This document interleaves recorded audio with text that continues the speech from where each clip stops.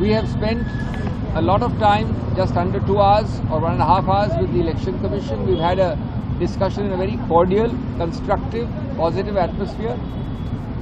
I started by telling the Commission that ultimately we are furthering the cause of democracy because an uneven, non-level playing field for elections directly affects and undermines the basic structure of the Indian Constitution, which, as you know, does not allow even a constitutional amendment to affect the basic structure.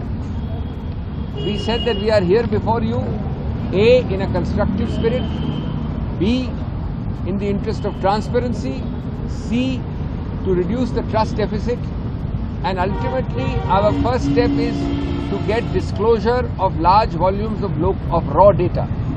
Once we have the raw data, we will be able to give our own conclusions and further analysis will follow. 3 or 4 main issues we raised. Issue number 1 was the large numbers of deletions from voter lists in the Maharashtra elections in the 5-month period between the Lok Sabha elections and the Assembly elections. We have questioned the door-to-door surveys which are mandatorily required before you do deletion. We have asked for raw data for the form involved. For deletion it is form 7, for addition it is form 6.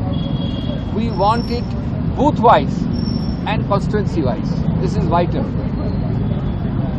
This raw data will tell us how there can be such a large number and was it actually preceded by door-to-door checkup. Number 2, under deletion, we have expressed our very grave concern because our ground workers in large numbers have given very, very specific instances and examples of how they have evidence of one individual trying to have 250 forms for deletions projected to the EC.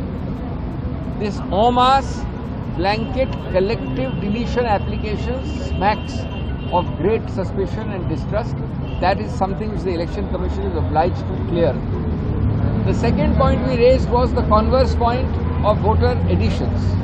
We pointed out that in this short time of 5 months, there is roughly 47 lakh addition. Now the Election Commission says it is 39 lakhs. Let us take 39 lakhs. That's not a small number in a 4.5-5 month period. We pointed out here again that you have to establish transparency and reassurance by showing the door-to-door surveys which led to these additions and how you have done it. Give us the raw data. Again, they have promised to do so in writing in the near future. The third issue has been a very important and troubling issue repeated in state after state, but possibly most graphically illustrated by Maharashtra. The Election Commission's own data says, own data, not ours, that at 5 o'clock on the relevant date, 20th of November, the voter turnout was 58%. At 11:30 that night, it was 65.02%. And at the end, 2 days later, it was tallied finally as 66.05%, which is a difference of above or about 7%. 7% in a large state like Maharashtra is a huge number.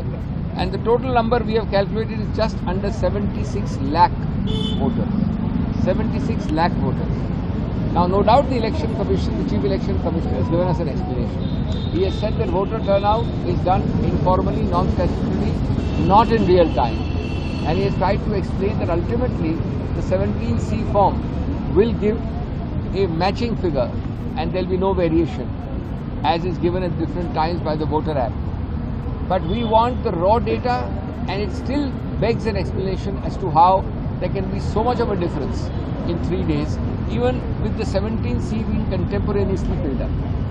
Lastly, my friend Mr. Chakravarti has done an analysis, and we gave the Election Commission a sheet showing that astonishingly 118 constituencies, of which the BJP won 102 constituencies, have a additional voter turnout voting of 25,000 persons per constituency in comparison to the figure which voted just 4 or 5 months earlier in the Lok Sabha. In other words, 25,000 people more voted in 118 plus constituencies, of which the BJP won 102. Now, This is an unchallengeable figure as far as the numbers in the voters list is concerned. As far as the polled votes are concerned, as the polling is concerned, it is unnatural. It is not on any normal pattern of electoral behavior. Again, we need raw data. It is not enough to dismiss it by saying that this is the voters' preferences or this is the voters' wish. These and many other concerns have been expressed. They have promised. Of course, they spent a lot of time already explaining to us, and we are grateful and thankful to them for that. They will give us a pointed, point-by-point explanation or rebuttal in writing in the near future. And we hope and trust that this will further tremendously the cause of a level playing field, free and fair elections, democracy and basic structure. ಹೆಚ್ಚಿನ ವಿಡಿಯೋಗಳಿಗೆ ಪ್ರತಿಧ್ವನಿ YouTube channel subscribe ಮಾಡಿ, bell icon click ಮಾಡಿ.